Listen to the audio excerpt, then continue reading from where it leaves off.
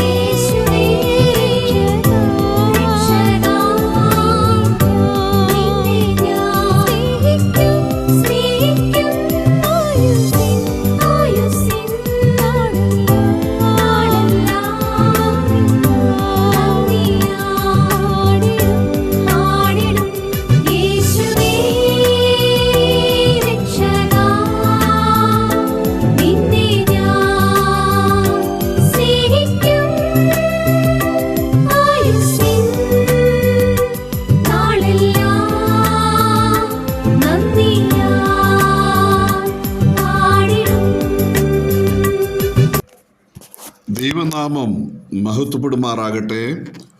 Morning വോയിസിലൂടെ ഞങ്ങൾ ശ്രദ്ധിക്കുന്ന ഞങ്ങളുടെ എല്ലാ മാന്യ ശ്രോതാക്കൾക്കും കർത്താവും രക്ഷിതാവുമായ ക്രിസ്തുയേശുവിൻ്റെ വിലയേറിയ നാമത്തിൽ ഞങ്ങളുടെ പ്രഭാത വന്ദനം അറിയിക്കുകയാണ്. കഴിഞ്ഞ ചില വ്യാഴാഴ്ചകളായി നാം തിമോത്തിയോസിൻ്റെ ഒന്നാമത്തെ ലേഖനത്തെ ആസ്പദമാക്കി ചില പഠനങ്ങൾ നടത്തി വരികയായിരുന്നല്ലോ. കഴിഞ്ഞ ആഴ്ചയിൽ ഈ 6 അധ്യായങ്ങളെ 6 മുറികളുള്ള ഒരു സൗധത്തോട് ചേർത്ത് നാം ചിന്തിക്കുകയായിരുന്നു. അതെൻ്റെ ശ്രോതാക്കൾക്ക് അത് ഗ്രഹിക്കാൻ കഴിഞ്ഞു എന്ന് ഞാൻ കരുതുന്നു. ഒന്നാമത്തെ മുറി അടിസ്ഥാന മുറിയാണ്.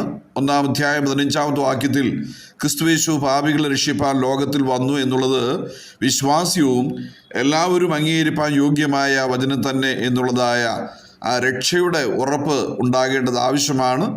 ആകയാൽ 1-ാമത്തെ മുറി അത് രക്ഷയുടെ മുറിയാണെന്ന് ഞാൻ ഓർപ്പിക്കുകയുണ്ടായി. രക്ഷിക്കപ്പെട്ട ഒരാളുടെ ജീവിതത്തിൽ പ്രാർത്ഥന ജീവിതം ആവശ്യമാണ്. 2-ാം അധ്യായം പ്രാർത്ഥനയുടെ മുറിയാണ്. 2-ാം അധ്യായത്തിൻ്റെ 2-ാമത്തെ വാക്യത്തിൽ നമുക്കത് മനസ്സിലാക്കാൻ കഴിയും. 3-ാം അധ്യായം എന്ന് പറയുന്ന വിശിഷ്ട സ്വഭാവത്തോടു കൂടിയ മൂപ്പന്മാരും ശുശ്രൂഷകന്മാരെയും നമുക്ക് കാണാൻ കഴിയും. 4-ാം അധ്യായം പ്രസംഗമുറിയാണ്. ഉപദേശത്തെയും ജീവിതത്തെയും സൂക്ഷിക്കുക എന്ന ശബ്ദമാണ് നമുക്കവിടെ കാണാനായിട്ട് കഴിയുന്നത്. 5-ാമത്തെ മുറി എന്ന് പറയുന്ന ഒരു സ്റ്റോർ റൂമാണ്, സംഭരണ മുറിയാണ് എന്ന് ഞാൻ ഓർപ്പിക്കുകയുണ്ടായി. വിധവമാർ, നന്നായി ഭരിക്കുന്ന മൂപ്പന്മാർ, അവർക്കുള്ളതായ കരുതലിനെ കുറിച്ചാണ് ഈ 5-ാം അധ്യായത്തിൽ നമുക്ക് മനസ്സിലാക്കാൻ കഴിയുന്നത്. 6-ാം അധ്യായത്തെക്കുറിച്ച് ഞാൻ നിങ്ങളെ ഓർപ്പിക്കുകയുണ്ടായി. ധനവാന്മാരുടെ മുറിയാണ്. നിശ്ചയമില്ലാത്ത ധനത്തിലല്ല പിന്നെയോ ആശ്രയിക്കേണ്ടത്, സകലവും ധാരാളമായി അനുഭവിപ്പാൻ കഴിയുന്ന ദൈവത്തിൽ ആശ്രയിക്കണം എന്നുള്ള സത്യങ്ങളാണ് ഈ 6 അധ്യായങ്ങളിലൂടെ ഞാൻ കഴിഞ്ഞ ദിവസം നിങ്ങളെ ഓർപ്പിക്കുവാനായിട്ട് ഇടയായി തീർന്നത്. ഇന്നത്തെ വചനധ്യാനത്തിന് ആധാരമായിട്ട് 1 തിമോത്തി 1-ാം അധ്യായത്തിൻ്റെ 5-ാമത്തെ വാക്യം നിങ്ങളുടെ ശ്രദ്ധയിലേക്ക് ഞാൻ കൊണ്ടുവരാൻ ആഗ്രഹിക്കുന്നു. നിങ്ങളെല്ലാവരും വിശിഷ്യ ഈ 5-ാമത്തെ വാക്യം ഒന്ന് ശ്രദ്ധിക്കണമേ. ആജ്ഞയുടെ ഉദ്ദേശമോ ശുദ്ധ ഹൃദയം, നല്ല മനസാക്ഷി, നിർവ്യാജ വിശ്വാസം എന്നിവയാൽ ഉളവാകുന്ന സ്നേഹം തന്നെ. 6-ാമത്തെ വാക്യം, ചിലർ ഇവ വിട്ടുമാറി വൃഥാവാദത്തിലേക്ക് തിരിഞ്ഞു ധർമ്മ ഉപദേഷ്ടാക്കന്മാരായിരിക്കുവാൻ ഇച്ഛിക്കുന്നു. 5-ാമത്തെ വാക്യത്തെ ആസ്പദമാക്കിയാണ് നാം ഇന്ന് ചിന്തിക്കാനായിട്ട് പോകുന്നത്. എന്നാൽ അതിനു മുമ്പായിട്ട് മറ്റൊരു വിവരണം കൂടെ നിങ്ങളുടെ ശ്രദ്ധയിലേക്ക് കൊണ്ടുവരാനായിട്ട് ആഗ്രഹിക്കുകയാണ്. 1-ാം അധ്യായം എന്ന് പറയുന്നത് നമ്മുടെ പേഴ്സണൽ ലൈഫ്, അതായത് വ്യക്തിപരമായ ജീവിതത്തോടുള്ള ബന്ധത്തിലാണ്. നമ്മുടെ ക്രിസ്തീയ ജീവിതത്തിൻ്റെ എല്ലാ മേഖലകളെയും സ്പർശിക്കുന്ന മനോഹരമായ ചിന്തകളാണ് ഈ 6 അധ്യായങ്ങളിലും നിറഞ്ഞു നിൽക്കുന്നത്.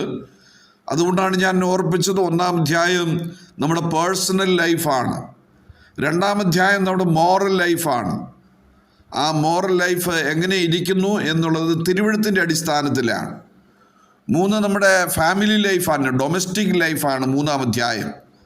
4-ാം അധ്യായം നമ്മുടെ അസംബ്ലി ലൈഫാണ്. അസംബ്ലിയിൽ എങ്ങനെയായിരിക്കണം, അസംബ്ലിയിൽ എങ്ങനെ പെരുമാറണം, അതുപോലെ ഇത്യാദി കാര്യങ്ങൾ 4-ാം അധ്യായത്തിൽ നമുക്ക് കാണാനായിട്ട് കഴിയും. 5-ാം അധ്യായം എന്ന് പറയുന്നത് സോഷ്യൽ ലൈഫാണ്. സാമൂഹിക ജീവിതത്തിൽ നാം എങ്ങനെ ഇടപെടണം എന്നുള്ള കാര്യം നമുക്ക് അതിൻ്റെ അകത്ത് മനസ്സിലാക്കാൻ കഴിയും. 6-ാമത്തെ അധ്യായത്തിൽ അത് ബിസിനസ് സംബന്ധമായിട്ടുള്ളതായ കാര്യങ്ങളാണ്. ഒരു വിശ്വാസി ബിസിനസ്സിൽ ഏർപ്പെടുന്നത് തെറ്റല്ല, എന്നാൽ യോഗ്യമായ നിലയിൽ അത് ബിസിനസ് ചെയ്യുകയും അത് ചെയ്യുന്നത് ദൈവനാമത്തിൻ്റെ മഹത്വത്തിന് കാരണമായി തീരുകയും ചെയ്യണം എന്നുള്ളതായ 6 വിധമായ സത്യങ്ങളും കൂടെ നാം ഈ തരുണത്തിൽ ഓർക്കേണ്ടതായിട്ടുണ്ട്. അതുകൊണ്ട് നമ്മുടെ പേഴ്സണൽ ലൈഫിനോടുള്ള ബന്ധത്തിൽ, വ്യക്തിപരമായ ജീവിതത്തോടുള്ള ബന്ധത്തിൽ നാം സൂക്ഷിക്കേണ്ട 3 കാര്യങ്ങളെക്കുറിച്ചാണ് ഈ 5-ാമത്തെ വാക്യത്തിൽ നമുക്ക് മനസ്സിലാക്കാൻ കഴിയുന്നത്. ഈ 3 കാര്യം പരസ്പരം അത് ബന്ധപ്പെട്ടിരിക്കുന്നത് എല്ലാ കാലത്തും വിശ്വാസികൾക്ക് അത് ഉണ്ടായിരിക്കേണ്ടതാണ് എന്നുള്ള കാര്യം ഒരിക്കൽ കൂടെ ഓർപ്പിക്കുകയാണ്. എല്ലാ കാലത്തും വിശ്വാസികൾക്ക് ഈ 3 കാര്യങ്ങൾ ഉണ്ടായിരിക്കണം. അതായത് കർത്താവായ യേശുക്രിസ്തു മുഖാന്തരം ഇവിടുന്ന് എടുക്കപ്പെടുന്നത് വരെ നാം ഈ ഭൂമിയിൽ ജീവിക്കുകയാണെങ്കിൽ ഈ 3 കാര്യങ്ങൾ വളരെ ആവശ്യമായിരിക്കുന്നു എന്നുള്ള കാര്യം ഓർപ്പിക്കുകയാണ്. അതെന്താണ്? അത് പൗലോസ് തിമോത്തിയോസിന് ഒരു ആജ്ഞ കൊടുക്കുകയാണ്. കാരണം പൗലോസ് തിമോത്തിയോസിനെ അത് എഫെസോസിലെ ഒരു ശുശ്രൂഷകനായിട്ട് തന്നെ വേർതിരിക്കുകയാണ്. 4-ാമത്തെ വാക്യം അത് അവിടെ എന്താണ് നമുക്ക് കാണാൻ കഴിയുന്നത്? നീ എഫെസോസിൽ താമസിക്കണമെന്ന് ഞാൻ മക്കദോനിയയ്ക്ക് പോകുമ്പോൾ അപേക്ഷിച്ചതുപോലെ ഇപ്പോഴും ചെയ്യുന്നു. അപ്പോൾ ആ എഫെസോസിലെ ശുശ്രൂഷകനായിട്ട് താൻ നിസ്തുല്യമായ സേവനം അനുഷ്ഠിക്കുന്ന ഒരു ഉത്തരവാദിത്വ വ്യക്തി എന്ന നിലയിൽ, ഒരു ശുശ്രൂഷകൻ എന്ന നിലയിൽ തനിക്ക് 3 ഗുണങ്ങൾ ഉണ്ടായിരിക്കണം. ഒന്ന് നമുക്ക് മനസ്സിലാക്കാൻ കഴിയുന്നത് അത് ശുദ്ധ ഹൃദയമാണ്, പ്യുവർ ഹാർട്ട്. 2 നല്ല മനസാക്ഷിയാണ്, ഗുഡ് കോൺഷ്യസ്. 3 അത് നിർവ്യാജ വിശ്വാസമാണ്, സിൻസിയർ ഫെയ്ത്ത്. ഇത് എക്കാലത്തുമുള്ള വിശ്വാസികൾക്ക് ഉണ്ടായിരിക്കേണ്ടത് ആവശ്യമാണ്. ഈ 3 കാര്യങ്ങൾ നഷ്ടപ്പെടുത്തി ജീവിച്ചാൽ അവൻ്റെ ക്രിസ്തീയ ജീവിതത്തിൽ വലിയ പരാജയം ഉണ്ടാകാൻ സാധ്യതയുണ്ട്. അതുകൊണ്ട് ഒരു ശുദ്ധ ഹൃദയം എക്കാലത്തും വിശ്വാസികൾക്കുണ്ടായിരിക്കണം. നാം കർത്താവിനെ ഓർക്കുന്നവരും സ്നേഹിക്കുന്നവരും ആരാധിക്കുന്നവരൊക്കെ ആണെങ്കിലും നമ്മുടെ ഹൃദയം എങ്ങനെ ഇരിക്കുന്നു എന്നുള്ളത് അത് നാം ദൈവവചന പ്രകാരം ഒന്ന് ശ്രദ്ധിക്കേണ്ടതായിട്ടുണ്ട്. അത് എബ്രായലേഖനക്കാരൻ പറയുന്നത് നിങ്ങൾക്ക് ദുഷ്ടഹൃദയം ഉണ്ടാകരുത് എന്ന് എബ്രായലേഖനക്കാരൻ പറയുന്നുണ്ട്.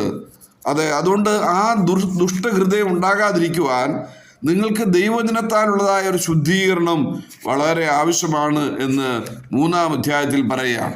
അതുകൊണ്ട് പലതരത്തിലുള്ളതായ ഹൃദയത്തെ 3-ാം അധ്യായത്തിൽ ഈ എബ്രായലേഖനക്കാരൻ വിളിച്ച് കാണിച്ചിട്ട് പറയുന്നത് നിങ്ങൾക്ക് അങ്ങനെയുള്ളതായ ഹൃദയം ഉണ്ടാകാൻ പാടില്ല. അപ്പോൾ പഴയ ഹൃദയത്തിന് ആ വ്യത്യാസം ഉണ്ടാകുകയും അതുപോലെ തന്നെ പുതിയ ഹൃദയം അത് നിങ്ങൾക്കുണ്ടാകുകയും ചെയ്യണം എന്നാണ് എബ്രായലേഖനക്കാരൻ പറയുന്നത്. അതുകൊണ്ടാണ് അവിടെ നമുക്ക് കാണാൻ കഴിയുന്നത് പല നിലയിലുള്ളതായ ഹൃദയമാണ്. എബ്രായലേഖനം 3-ാം അധ്യായം പഠിക്കുന്ന ഒരു വേദപഠിതാവിന് മനസ്സിലാക്കാൻ കഴിയും. അതുകൊണ്ട് എനിക്ക് ആ തലമുറയോട് നീരസമുണ്ടായി. 3:10 അവർ എപ്പോഴും തെറ്റിപ്പോകുന്ന ഹൃദയമെന്നും എൻ്റെ വഴികളെ അറിയാത്തവരെന്നും ഞാൻ പറയുന്നു. അപ്പോൾ അവിടെ നമുക്ക് മനസ്സിലായി തെറ്റിപ്പോകുന്ന ഹൃദയമാണ്. 12-ാമത്തെ വാക്യത്തിൽ അവിടെ വായിക്കുന്നത്, സഹോദരന്മാരെ, ജീവനുള്ള ദൈവത്തെ ത്യജിച്ച് കളയാതിരിക്കേണ്ടതിന് അവിശ്വാസമുള്ള ദുഷ്ടഹൃദയം നിങ്ങൾ ആർക്കും ഉണ്ടാകാതിരിക്കുവാൻ നോക്കുവിൻ. നോക്കുക, അവിടെ തെറ്റിപ്പോകുന്ന ഹൃദയം, അവിശ്വാസമുള്ള ദുഷ്ടഹൃദയം എന്നിത്യാദി നമുക്ക് മനസ്സിലാക്കാൻ കഴിയും. ഇനിയും ഹൃദയത്തിന് അനേക ചിത്രങ്ങൾ നമുക്ക് കാണാൻ കഴിയും. എന്നാൽ ഇവിടെ തിമോത്തിയോസ് പറയുന്നത് നിങ്ങൾക്ക് ഈ വിധമായ ഹൃദയം അല്ല വേണ്ടത്, ശുദ്ധ ഹൃദയമാണ് വേണ്ടത്, പ്യുവർ ഹാർട്ടാണ് വേണ്ടത്. നാം അപ്പോസ്തലപ്രവൃത്തി 8-ാം അധ്യായം പഠിക്കുമ്പോൾ അവിടെ ഒരു വ്യക്തിത്വത്തെ നമുക്ക് കാണാൻ കഴിയും. പൗലോസ് അവനെ ശാസിച്ചിട്ട് പറഞ്ഞത് സകല കപടവും നിറഞ്ഞവനെ, ധൂർത്തിന്റെ പുത്രനെ എന്ന് പറഞ്ഞു. കാരണം അവൻ്റെ ഹൃദയം ശരിയല്ലായിരുന്നു എന്ന് അപ്പോസ്തലപ്രവൃത്തി പഠിക്കുന്ന ഒരു വേദപഠിതാവിന് മനസ്സിലാക്കാൻ കഴിയും. അതിൻ്റെ 8-ാം അധ്യായത്തിൽ വളരെ വ്യക്തമായിട്ട് നമുക്ക് കാണാൻ കഴിയും. അവൻ്റെ ഹൃദയം ശരിയായിരുന്നില്ല. ആ വ്യക്തിയോ എന്ത് ചെയ്തു? പൗലോസ് ശാസിക്കുവാനായിട്ട് ഇടയായി തീർന്നു. അതുപോലെ അത് 13-ാം അധ്യായത്തിലും നമുക്ക് കാണാൻ കഴിയും. അപ്പോൾ അവനോട് പറഞ്ഞത് നിന്റെ ഹൃദയം ശരിയല്ല എന്നുള്ളതാണ്. അപ്പോൾ ഏതൊരു വ്യക്തിക്കും അത് ശുദ്ധമായ ഹൃദയം ആവശ്യമാണ്. മറ്റൊരു കാര്യം, നല്ല മനസാക്ഷി ആവശ്യമാണ്. അപ്പോസ്തലപ്രവൃത്തി 26-ാം അധ്യായത്തിൻ്റെ 16-ാമത്തെ വാക്യത്തിൽ പൗലോസ് പറഞ്ഞു, എനിക്ക് ദൈവത്തോടും മനുഷ്യരോടും നല്ല മനസാക്ഷി ഉണ്ടെന്നാണ്. മാത്രമല്ല പൗലോസ് തിമോത്തിയോസിന് പറഞ്ഞത്, നിനക്ക് നിർവ്യാജ വിശ്വാസം ഉണ്ടായിരിക്കണം, സിൻസിയർ ഫെയ്ത്ത് ആണ് ആവശ്യം. അവിടെ അതുകൊണ്ട് ഈ 3 കാര്യങ്ങൾ വളരെ വിസ്തൃതമായ നിലയിൽ ചിന്തിക്കേണ്ടതായിട്ടുണ്ട്. എന്നാൽ അത് നമുക്ക് ലഭിക്കുന്ന പരിമിതമായ സമയത്ത് നമുക്ക് ദീർഘമായിട്ട് ചിന്തിക്കാൻ സാധിക്കുകയില്ലല്ലോ. അതുകൊണ്ട് എല്ലാ വിശ്വാസികൾക്കും ശുദ്ധഹൃദയം, നല്ല മനസാക്ഷി, നിർവ്യാജ വിശ്വാസം ഇവയാൽ ഉളവാകുന്ന സ്നേഹമുണ്ടായി കർത്താവിനെ മഹത്വപ്പെടുത്തുവാൻ ഇടയാകട്ടെ. അവൻ്റെ വിലയേറിയ നാമം ഇന്ന് മുതൽ എന്നേക്കും മഹത്വപ്പെടുമാറാകട്ടെ.